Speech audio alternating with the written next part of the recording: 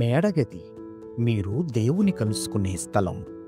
1953వ సంవత్సరం నుండి నేటి వరకు అనగా గత 72 సంవత్సరాలుగా నిరాటంకంగా ప్రచురితమవుతూ 3 తరాల ప్రజలను విశ్వాసంలో అనుదినము బలపరుస్తున్న ధ్యానాలు ఇప్పుడు యూట్యూబ్లో మీకోసం.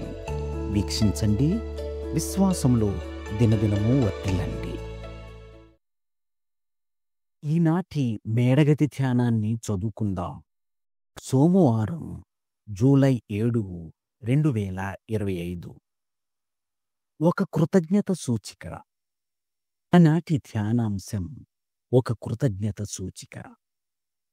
ఈనాటి వాక్య భాగంగా యోహాను సువార్త 6వ అధ్యాయం 1 నుండి 14 వచనాల వరకు చదవండి. ఈనాటి ముఖ్య వచనం: యేసు ఆ రొట్టెలు పట్టుకొని కృతజ్ఞతాస్తుతులు చెల్లించి కూర్చున్న వారికి వడ్డించెను.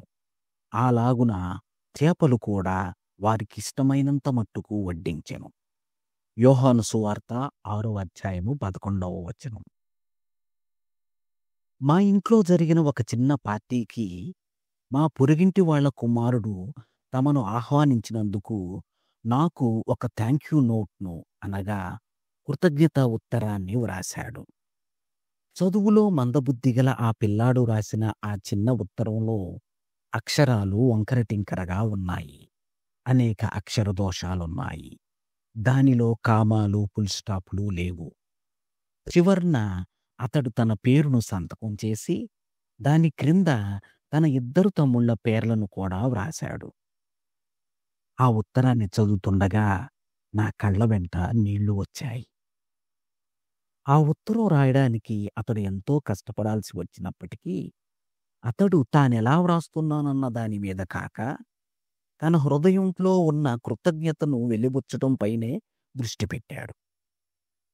బైబిల్లో ఒక బాలుడు తన దగ్గరున్న 5 రొట్టెలు 2 చేపలను ఒక గొప్ప జనసమూహానికి పంచడానికి ప్రభువుకిచ్చాడు.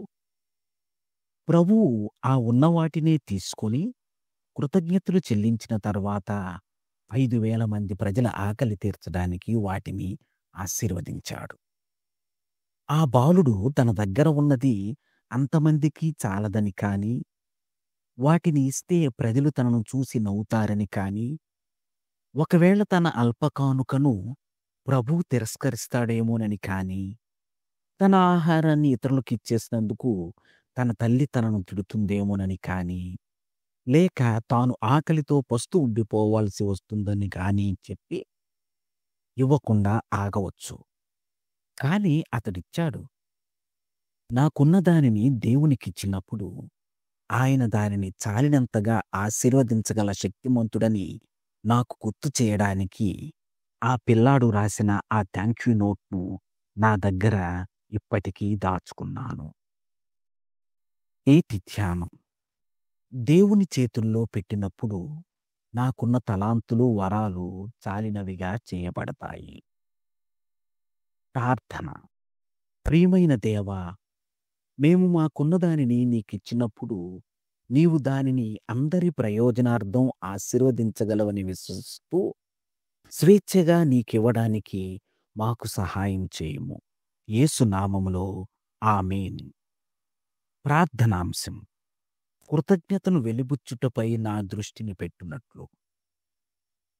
తన అనుభవాన్ని ఈనాటి ధ్యానంగా మన కోసం రాసి పంపినవారు జో ఎం హిక్స్, జార్జియా, అమెరికా. మేడగది అనుదిన ధ్యానాలు మీకు ఆశీర్వాదకరంగా ఉన్నట్లయితే వెంటనే మన ఛానల్ని సబ్స్క్రైబ్ చేయండి.